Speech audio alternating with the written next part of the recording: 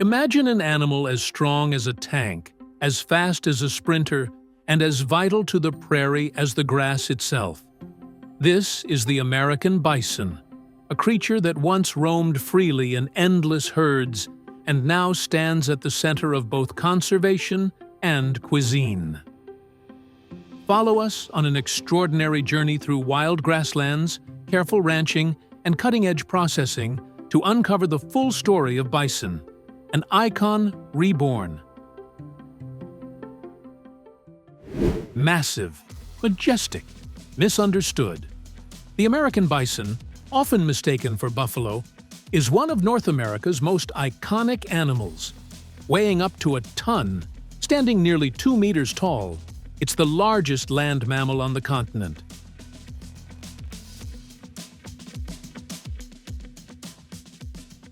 Bison have roamed the grasslands of North America for thousands of years. And despite their bulky frame, they're surprisingly athletic. Capable of running at 55 to 60 kilometers per hour, they can outrun most humans in seconds.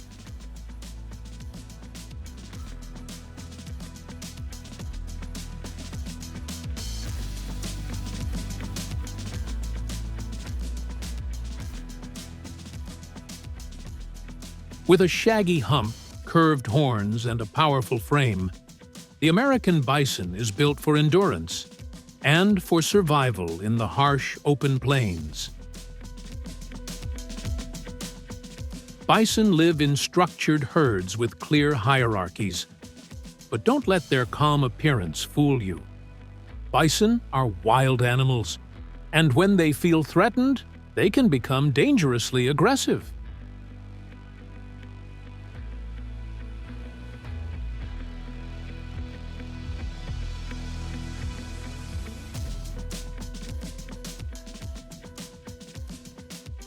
During mating season, bulls compete by charging and locking horns, battling for dominance and the chance to mate. It's a test of strength, and only the strongest pass on their genes.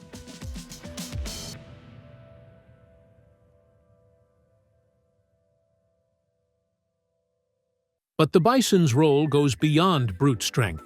By grazing and wallowing in dust, they help aerate the soil, disperse seeds, and maintain prairie biodiversity.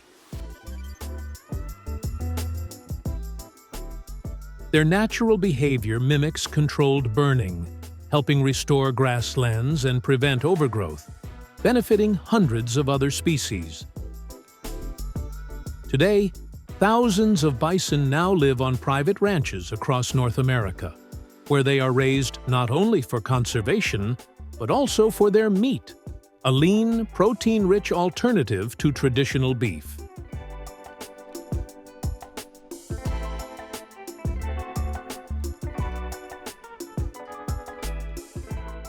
Each herd is carefully managed and paired for breeding, ensuring genetic diversity and the long-term health of the species.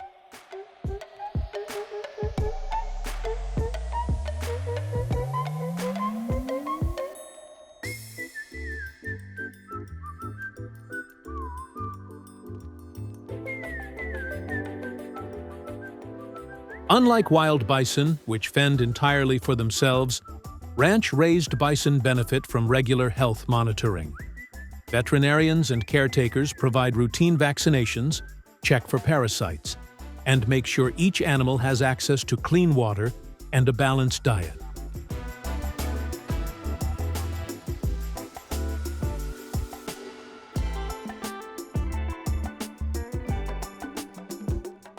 Bison are typically grazed on natural pastures, where they feed on grasses, herbs, and forbs, maintaining their diet as close to their wild diet as possible.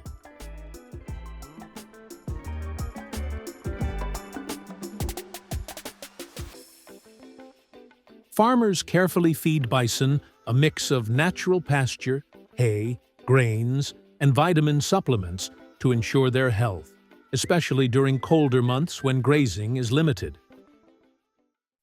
Once, over 30 million bison thundered across the American plains. But by the late 1800s, unchecked hunting drove them to the brink of extinction. By some estimates, fewer than 1,000 remained in the wild. Why? Mostly for their hides, and sometimes just for sport. Fortunately, conservationists and indigenous communities led efforts to save the species. Today, wild bison live mostly in protected areas like Yellowstone National Park in the U.S. and parts of Saskatchewan, Canada.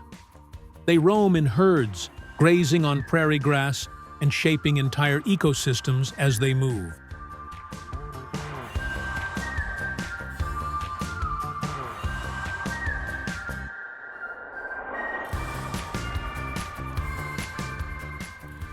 In places like Yellowstone, helicopters are used to track herds, and individual bison are tagged with health monitors. Wildlife teams even administer vitamins and nutritional support to ensure their survival in extreme conditions.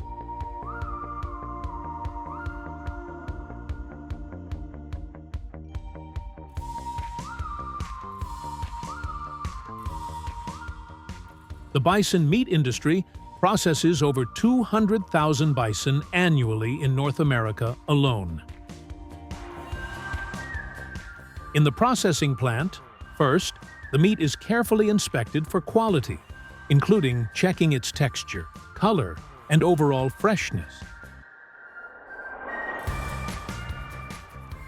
Once the meat passes quality control, it moves on to the cutting stage. The bison carcasses are broken down into various cuts like ribeye steaks, tenderloin, and sirloin. Did you know? A single bison can yield over 270 kilograms, 600 pounds, of boneless, trimmed meat, enough to serve thousands of high-protein meals.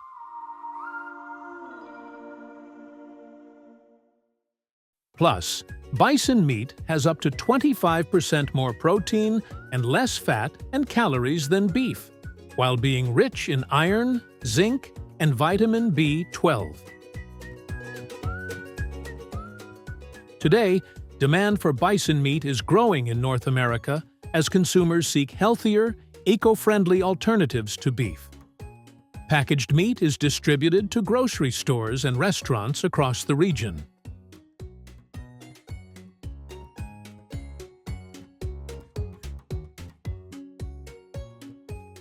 From ancient grasslands to your dinner plate, the journey of the American bison is a powerful story of survival, sustainability, and respect for nature.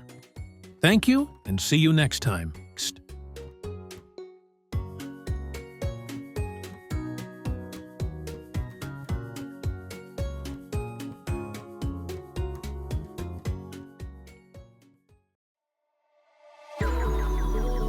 High in the rugged mountains of Asia, there's an animal that's not just surviving, but powering entire communities. Meet the yak, a creature so tough it thrives at altitudes over 4,000 meters, where few others can. But yaks aren't just about strength. From providing meat, milk, and warm fur to being a lifeline for transportation, farming, and culture, yaks are at the heart of daily life for millions across the Himalayas, Mongolia, and beyond. In this video, we'll explore the incredible world of yak farming.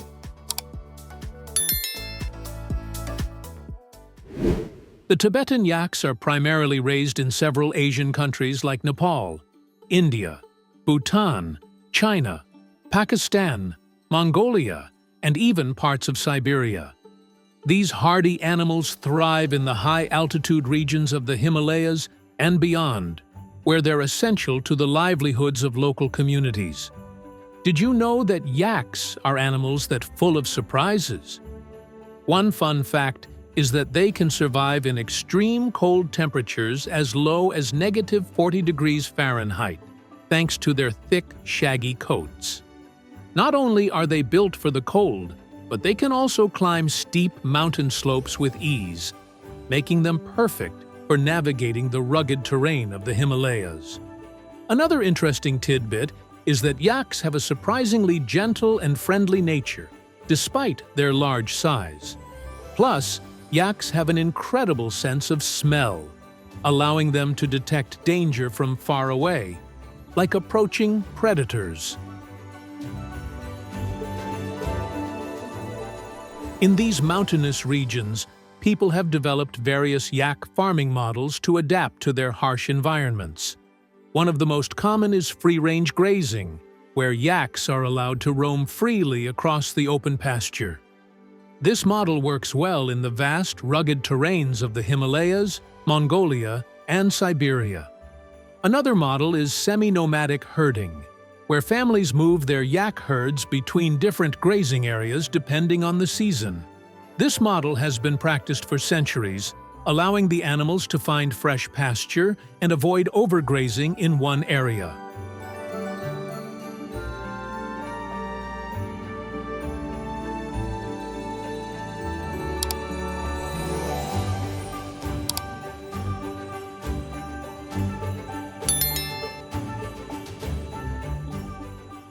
In areas with limited land, such as parts of Bhutan or northern China, intensive yak farming is practiced in more controlled environments. In this model, yaks are raised in fenced-off areas or metal mesh enclosures to keep them in a specific area. The herds are often kept in closed pens or shelters, especially during the colder months, where they are protected from harsh weather conditions.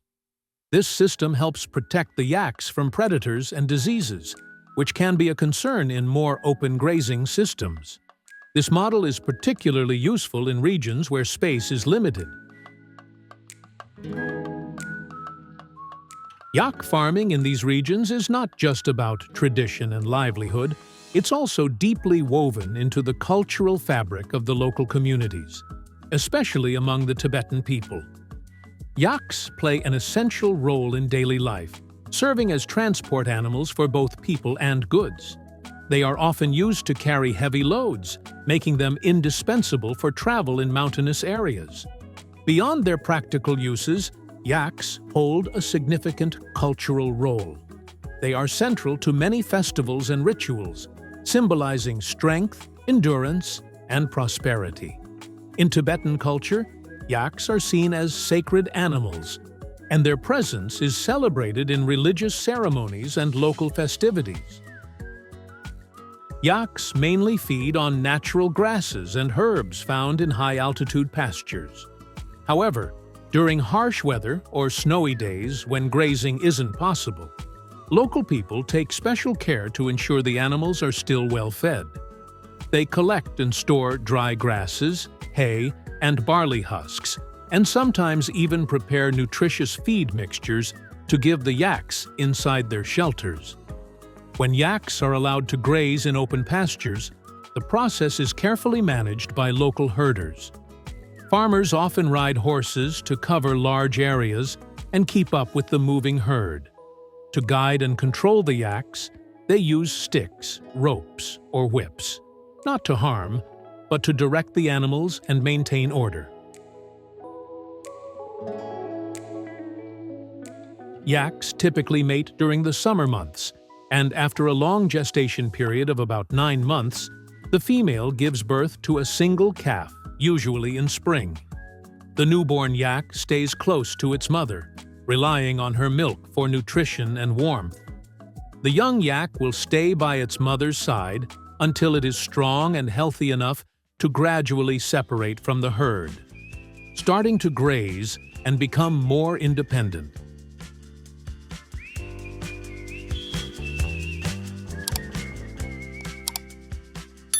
Yak milk plays an important role in the daily lives of people living in high-altitude regions. It's rich in fat and nutrients, making it an essential source of energy in the cold mountain climate. Locals use yak milk to produce traditional foods like butter, cheese, yogurt, and even milk tea, which are staples in their diet. To collect the milk, herders usually milk female yaks early in the morning. This is often done by hand, with care, while the animals are kept calm and still.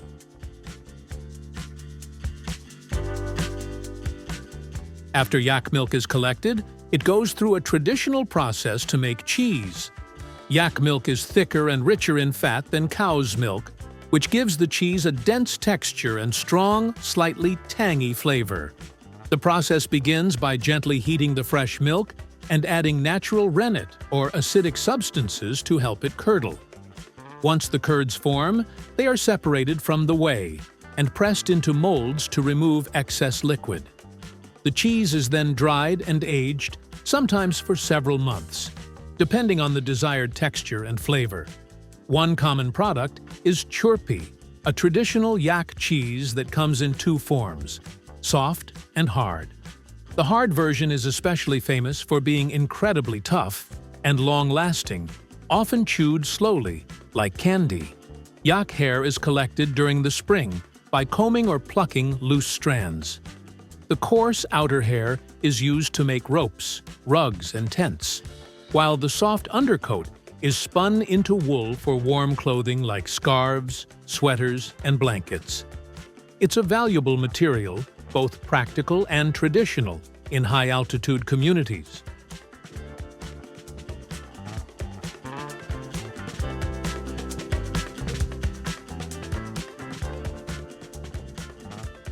Yak meat is known as a staple in many high-altitude regions and can be prepared by drying, boiling, stir-frying, or grilling.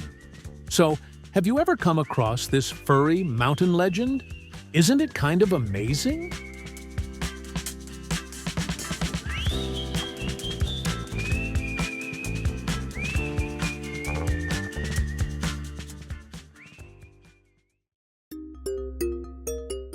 Spiky, dangerous, and seriously furious. That's probably how you'd describe a porcupine, right? But what if I told you there's a whole other side to these creatures? Because in some parts of the world, they're actually being farmed, and the Chinese can make $20 million from breeding porcupines.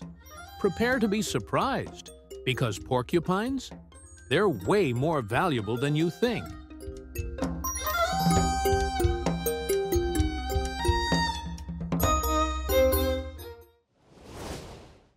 Raising porcupines might be easier than you think.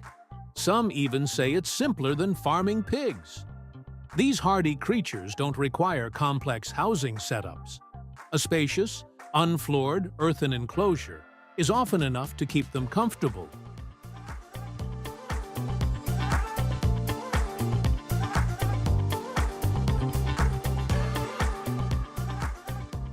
However, porcupines are naturally curious and quite the escape artists, so proper reinforcement is key. Strong barriers and secure fencing help ensure they stay safely inside. With minimal upkeep and the right precautions, porcupine farming can be both manageable and rewarding.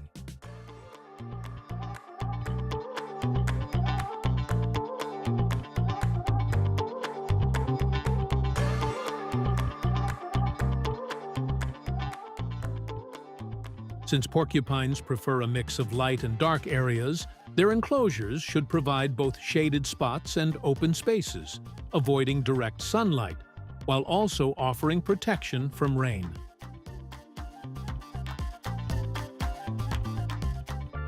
With the right setup, these enclosures create a stress-free environment where porcupines can thrive, making farming them much more efficient and manageable.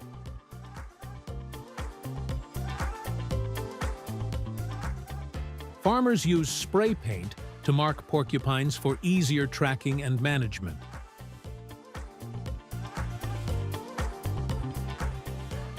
White porcupines are a rare and fascinating sight.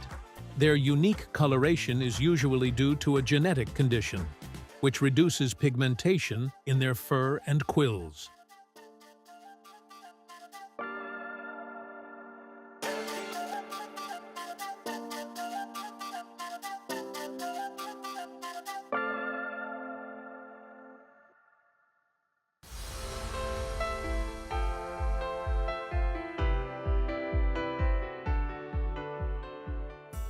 Essentially, porcupine quills are harvested for two main reasons. Some cultures use them medicinally, while artisans value them for crafting jewelry and decorative items. Feeding porcupines is a straightforward, yet important task, as their diet is surprisingly diverse. These animals enjoy a mix of vegetables, tubers, and fruits, making their meals both nutritious and varied. Farmers typically provide leafy greens, sweet potatoes, carrots, bananas, sugarcane, and even coconuts.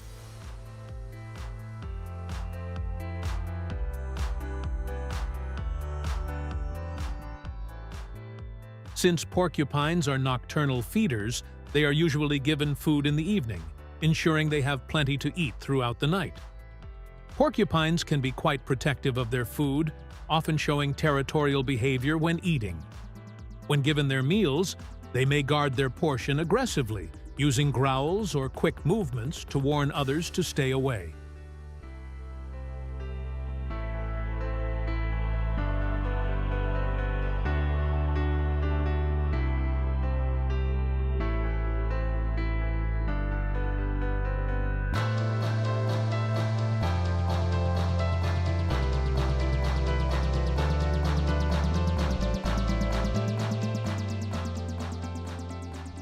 Porcupine mating usually happens at night, and after a gestation of around 3 to 4 months, the female gives birth to a small litter. After giving birth, mother porcupines exhibit strong maternal instincts. One fascinating behavior is that they often eat the placenta after birth. This helps them regain nutrients and keeps the nesting area clean.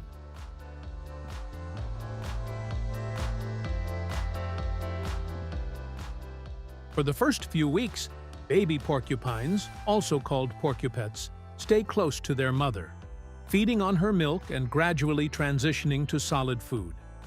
As they grow, farmers monitor their development, and when they are big enough and independent, they are moved to separate enclosures.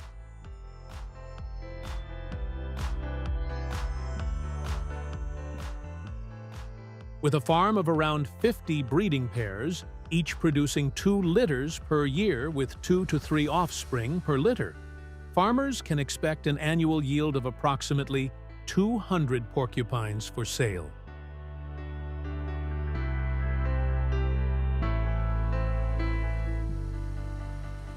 When it's time for harvesting, farmers use large mesh nets to carefully guide the porcupines into sturdy metal cages or enclosures. This process requires patience and skill, as porcupines can be quite defensive when handled. Once secured, the cages are gathered in one place, ensuring the porcupines are safely contained and ready for transportation or further processing.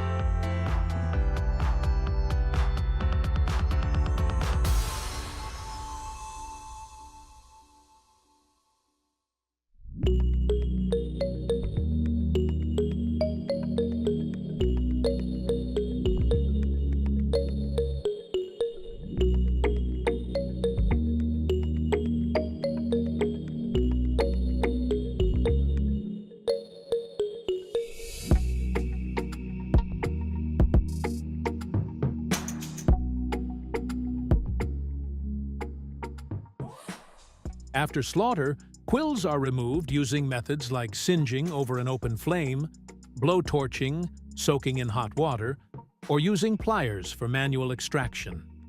Porcupine meat is a delicacy in parts of Africa, Asia, and Europe, valued for its protein-rich taste, resembling a mix of pork and beef. It's ideal for slow-cooked dishes like stews or stir-fried.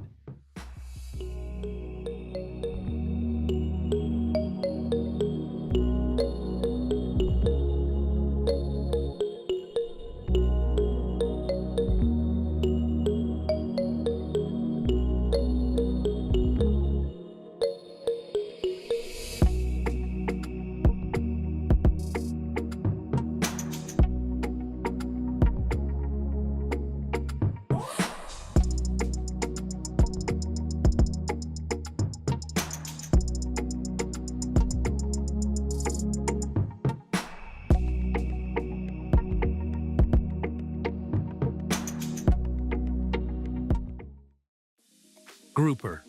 It's luxurious. It's delicious. But how does it actually get to your table? Today, we're going behind the scenes of the grouper farming industry. Witness the entire cycle, from their underwater beginnings in offshore cages and cement tanks, through the harvest and processing, all the way to the final mouth-watering dish. If you've ever wondered where your delicious grouper comes from, prepare for an eye-opening journey. For years, fish enthusiasts have been captivated by groupers, and it's no wonder, with over 160 different kinds. These guys are some of the real giants you'll find hanging around coral reefs. But get this, one of their coolest tricks is their incredible camouflage. Plus, they're in it for the long haul. Some can live for up to 50 years. And if that's not wild enough, some even change sex as they get older. Pretty amazing, right?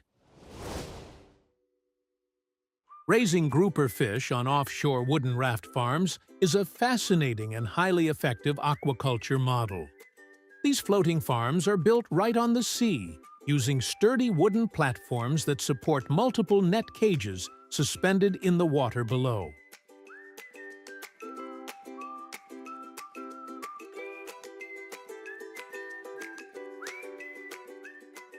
One of the most interesting parts of this setup is how broodstock, the mature groupers selected for breeding, are carefully kept in separate cages.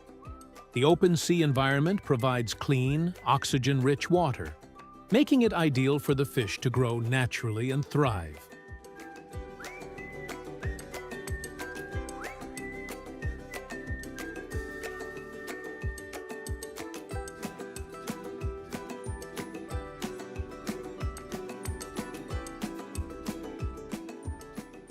In addition to sea-based raft farms, there are also modern grouper breeding facilities that raise the fish in large man-made ponds on land.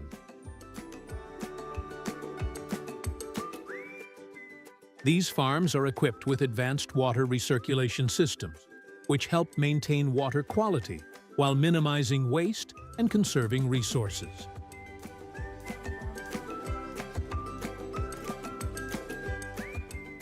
The final and increasingly popular model in grouper farming is the indoor tank system, where hundreds of tanks are used to raise the fish under controlled conditions.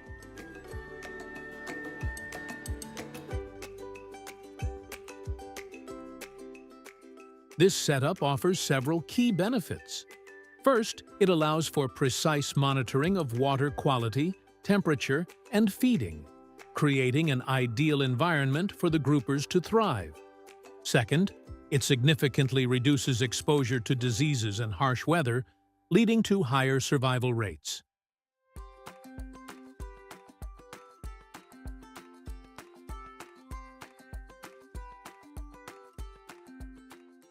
Grouper fish are known for their preference for a fresh, protein-rich diet. In many farms, they are fed a variety of fresh seafood, such as small fish, shrimp, and squid.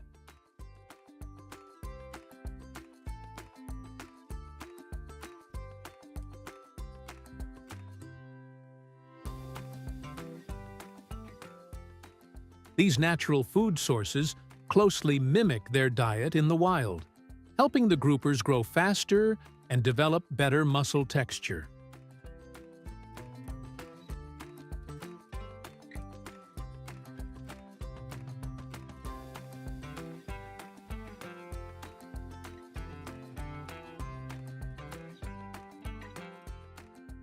In addition to fresh diets, many grouper farms now also use pellets to better control nutrition and costs. These feeds are specially formulated for groupers and are rich in protein and essential minerals.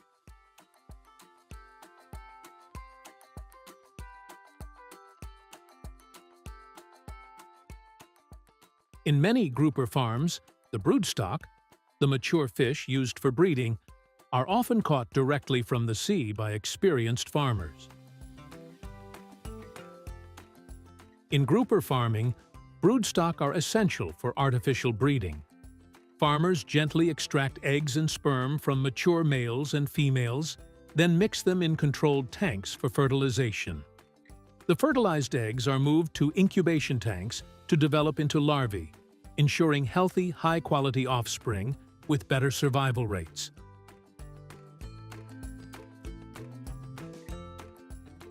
After fertilization, grouper eggs take about 2 weeks to hatch into tiny larvae. These larvae are carefully nurtured in controlled tanks and, over time, grow into fingerlings. As they continue to develop, they reach the juvenile stage, stronger, more independent.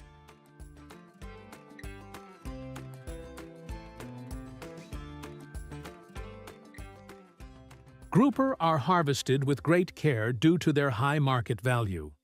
Farmers use large mesh nets and even their hands to gently catch the fish, minimizing stress or injury. Each fish is then carefully measured and weighed, with data recorded to ensure quality control and traceability.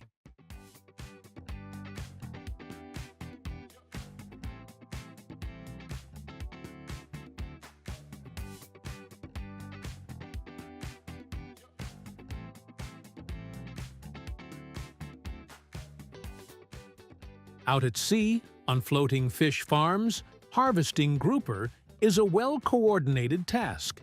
Farmers first use surrounding nets to herd the fish into one area. Then, with the help of large industrial nets, they scoop up the hefty groupers efficiently.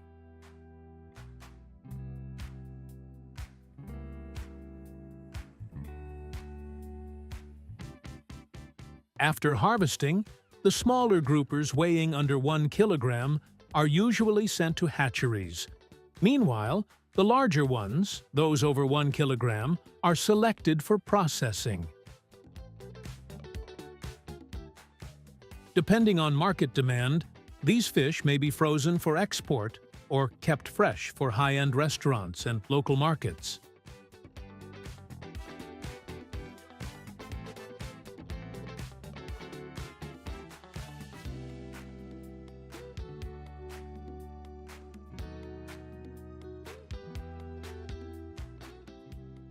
Grouper meat is prized for its firm, white flesh that's mild in flavor and low in fat, making it perfect for a variety of dishes. It holds up well in cooking, so it's commonly grilled, steamed, pan-fried, or even used in soups and stews. Grouper is especially popular in Asian countries like China, Vietnam, and Thailand, as well as in Mediterranean and Caribbean cuisines.